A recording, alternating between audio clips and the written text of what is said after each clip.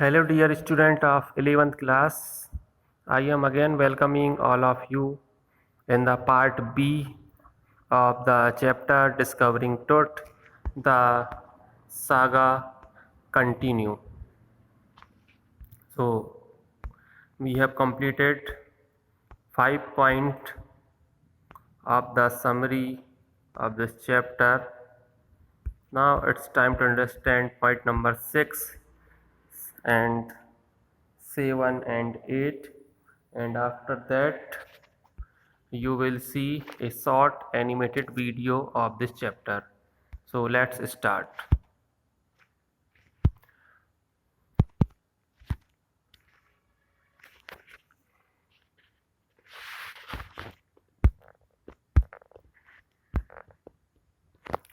Point number 6 is young टूतनखातन और king टूट, इनके बारे में बताया गया है। किंग टूट का पूरा नाम था Tutankhaten. Tutankhaten took the throne at a very young age, बहुत जल्दी उनको सिंहासन मिल गया था।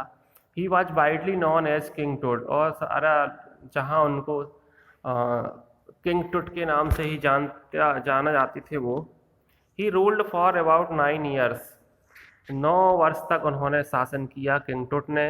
एंड रीस्टोर्ड ओल्ड वेज, और जो पुरानी पद्धतियाँ तरीके थे उनको उन्होंने पुनः प्रारंभ कर दिया। ही डाइड अनएक्सपेक्टेडली, और उम्मीद के मुताबिक नहीं बल्कि अप्रत्याशित रूप से उनकी मृत्यु हो गई थी किंग टूट की, ये बताया गया।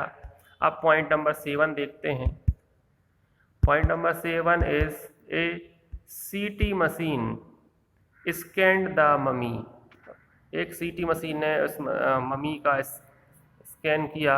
ए CT machine scanned the mummy from head to toe, सिर से लेके पैर तक।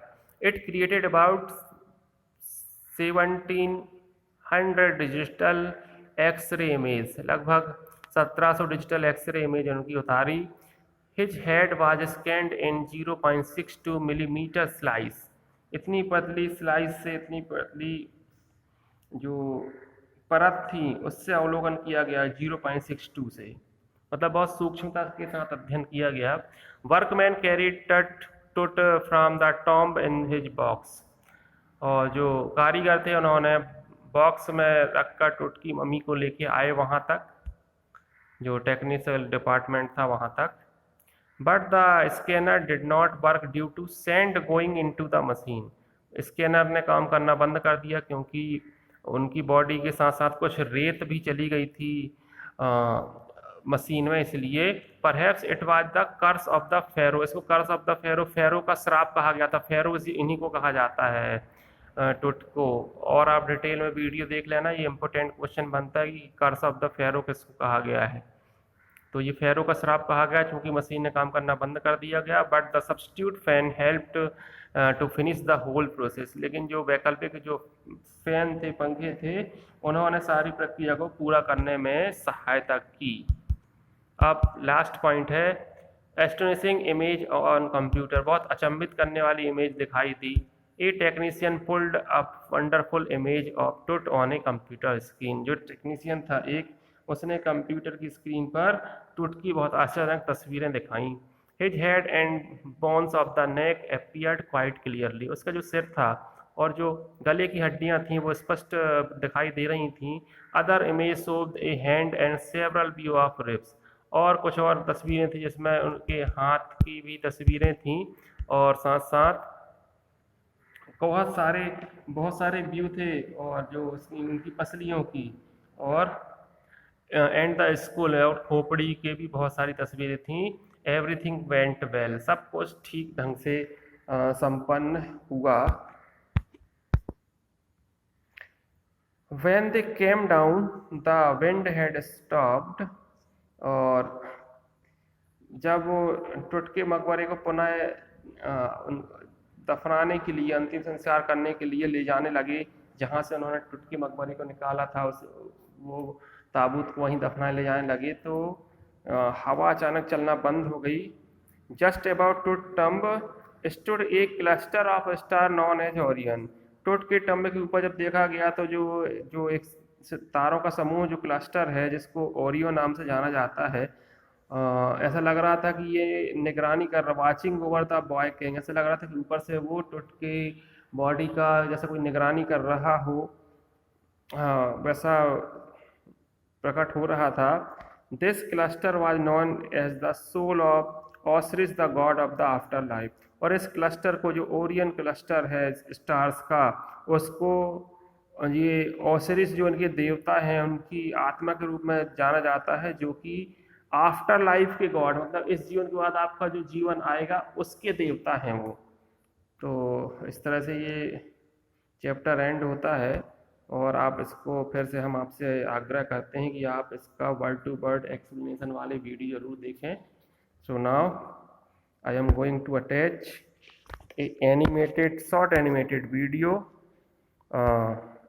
of this chapter. Due to Catalina virus 3300 years.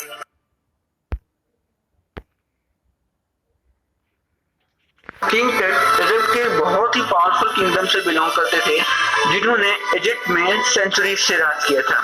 But unfortunately king टट की डेथ किसी वजह से टीनेज में ही हो जाती है और उनका फ्यूनरल बाकायदा पूरे मान सम्मान के साथ किया जाता है और उन्हें एक सोने के कॉफिन में बरी किया जाता है।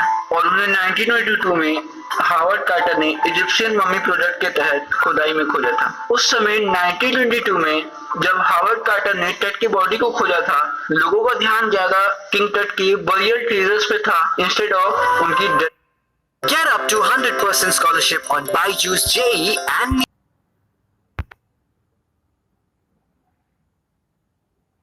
डेथ कैसे हुई। और तब ये कार्टर ने पता नहीं क्यों लेकिन ये फैसला लिया कि किंग टट की बॉडी को उस कॉफिन से बाहर निकाला जाएगा। उनका कॉफिन लिड तो खुल गया और उनकी बॉडी एक बहुत ही ज्यादा स्ट्रॉन्ग रीजन से जुड़ी हुई थी जिसे बाहर निकालना बहुत मुश्किल था। पर कार्टर किंग टट की बॉडी को कॉफिन से बाहर निकालने के लिए कुछ भी करने के लिए तैयार था।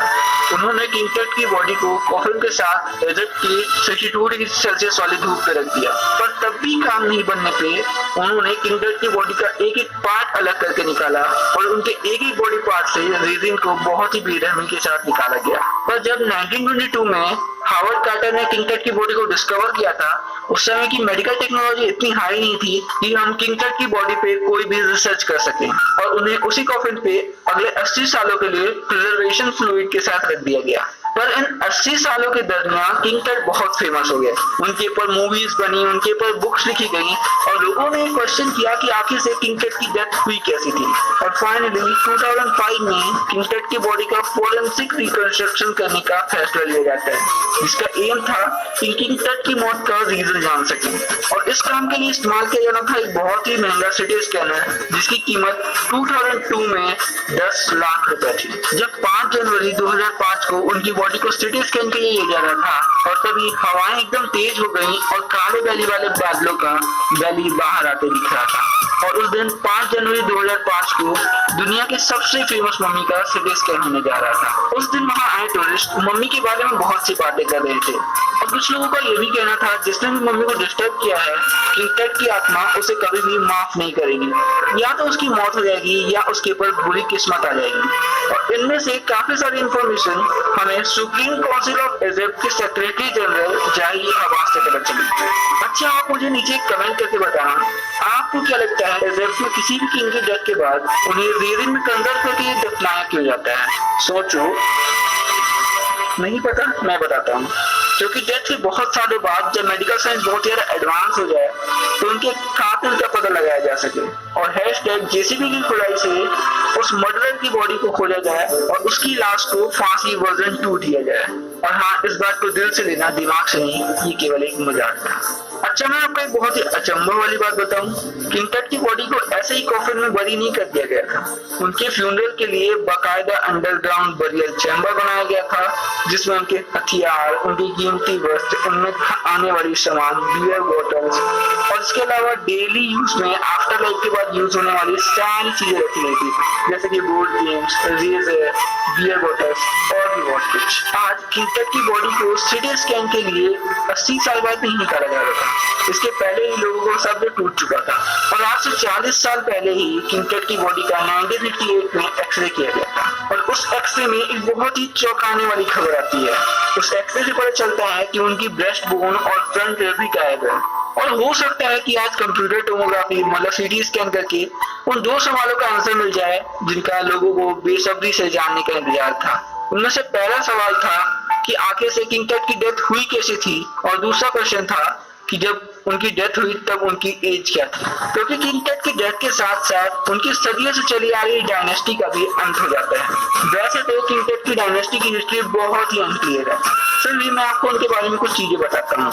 एमेनहोटेप III, वेल ये तो नहीं पता है कि वो किंगटेट के फादर थे या ग्रैंडफादर थे, पर उन्हीं दोनों में से कुछ थे और उन्होंने लगभग 40 साल इजिप्ट पे राज किया था और उनके शासनकाल को इजिप्ट का गोल्डन एज माना गया था।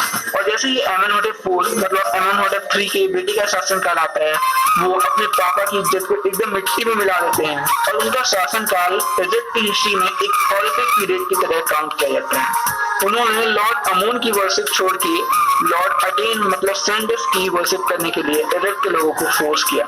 इसके अलावा उन्होंने अपना नाम एमेनहोटेप IV से बदल के अखेनातेन रख लिया और जिसका मतलब होता है लॉर्ड अटेन का सेवक।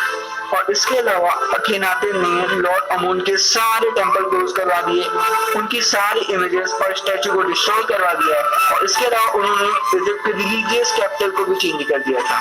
और अखेनातेन की डेथ के बाद एक बहुत ही मिस्टीरियस रूलर आते हैं जिनका नाम था समेन खखारे और जिनका मुश्किल से हिस्ट्री में कोई केस मिलता है। और समेन खखारे की डेथ के बाद किंगटेट को बहुत ही कम उम्र में लगभग 9 साल पे ही राजगद्दी पे बैठाया जाता है। और हाँ, मैंने अभी तक आपको जितनी भी हिस्ट्री बताई है इसका कोई कंफर्मेशन नहीं है, ये बस कहा जाता है कि टूटनखामुन के पिता अखेनातेन थे और अखेनातेन के पिता एमेनहोटेप III थे, पर इसका कोई भी प्रूफ नहीं है। और जैसे ही किंगटेट राजगद्दी पे बैठते हैं, वे लॉर्ड अमोन के सारे टेंपल रीओपन करवा देते हैं और उनकी सारी इमेजेस और स्टैचूज को रिकंस्ट्रक्ट करवाते हैं। ये तो हिस्ट्री थी केवल और केवल 3 लोगों की। इसके अलावा इजिप्शियन मम्मी प्रोजेक्ट में 600 मम्मीज और मिली थी। और जैसे ही किंगटेट की बॉडी को उस 10 लाख के सिटी स्कैनर में स्कैन के लिए रखा जाता है, उस सिटी स्कैनर के कूलिंग फैन ही बंद हो जाते हैं और फिर 2 सब्स्टिट्यूशन कूलिंग फैन का इस्तेमाल करके किंगटेट की बॉडी का स्कैन किया जाता है। और सामने बैठे गार्ड हंस रहे थे और वो बोल रहे थे कि शायद ये किंगटेट की फैरो का कर्स है। चाहे जो भी हो, पर फाइनली किंगटेट की बॉडी का सिटी स्कैन पूरा हो जाता है और फिर सुप्रीम जनरल जाही हवास एक राहत की सांस लेते हुए कहते हैं कि अब मैं शांति से सो सकता हूँ। और बस यहीं पे खत्म होता है ये chapter discovering Tut the saga continues. मुझे पता है आपके दिमाग में बहुत से क्वेश्चन आ रहे होंगे, जैसे सिटी स्कैन के रिजल्ट्स क्या रहे, या फिर जब 1902 में कार्टर ने किंगटेट की बॉडी को डिस्कवर किया था, उस टाइम पे जब कोई मेडिकल टेक्नोलॉजी नहीं थी तो उन्हें कॉफिन से बाहर भी क्यों निकाला गया था। वेल, डॉक्यूमेंट्री का यही तो रीजन होता है कि आपके माइंड पे क्वेश्चन राइज कर दे और रिसर्च आपको खुद से करनी है। तो बस आज के लिए इतना ही। आशा करता हूँ आपको ये वीडियो बहुत पसंद आया होगा। अगर हाँ